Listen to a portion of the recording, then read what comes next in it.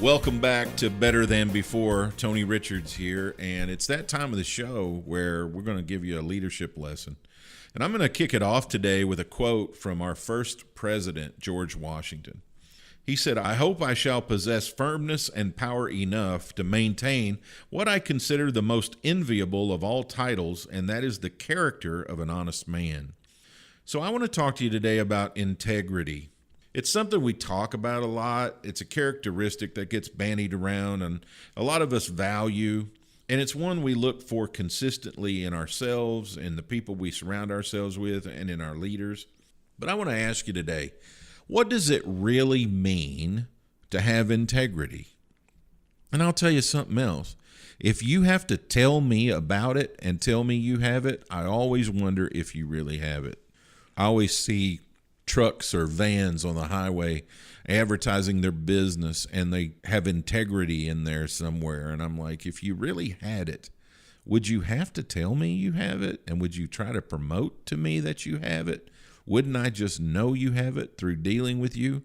I'm a little suspicious when people want to shove something like that in my face, and I wonder if you really have it. So I got the Random House Dictionary out, and here's the definition that it gives. Number one, adherence to moral and ethical principles, soundness of moral character and honesty. Number two, the state of being whole, entire, or undiminished. Number three, a sound, unimpaired, or perfect condition. Although the definition is sound, to me, it's a little more complex to define integrity in our everyday lives. And I'm going to give you some examples of how things can get gray really, really fast, and how you really need to be sold out and steadfastly dedicated to whether or not you're a person of integrity. Here's the first scenario. You've just heard an extremely compromising but unfounded bit of information about a guy in your office who has the position you really want. You have a very strong possibility of being promoted to that position if they get out of the company and move on. It would almost double your current salary, and you don't really like that person either. Do you casually share the gossip around the office with other people? Do you share it with the boss and push their dismissal along? Or do you just sit back and wait and see what happens? Number two, you are delayed at the office.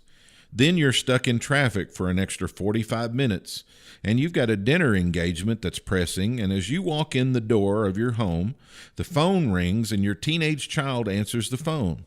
The phone calls for you, and it's someone who talks forever. Do you tell them I'm not home yet? Yes or no? Number three, you have a small team of direct reports. You're responsible for their reviews, salary raises, and bonus amounts. Last year, you told your salesperson that they doubled their sales, you would double their bonus. You are surprised to learn that they showed up at today's review with documented increases of twice their number from the previous year. Although you have not kept up with their progress, if you increase their bonus amount, it will decrease your own. Do you explain you're excited for the output, promise to make it up on down the road and give a moderate increase? Or do you keep your word and double the bonus, even though you will be left with only a small fraction of what you would have made in bonus? Number four, on your way back to the office from an early meeting, you stop for coffee. The line is really long, and by the time you have your drink, you wish you had opted for the drive-thru. You hand the attendant a $20 bill, and they give you change.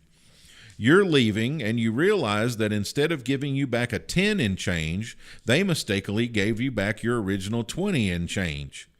Do you go back into the busy coffee shop and wait to return the extra $10, or do you just consider it a lucky day and drive off?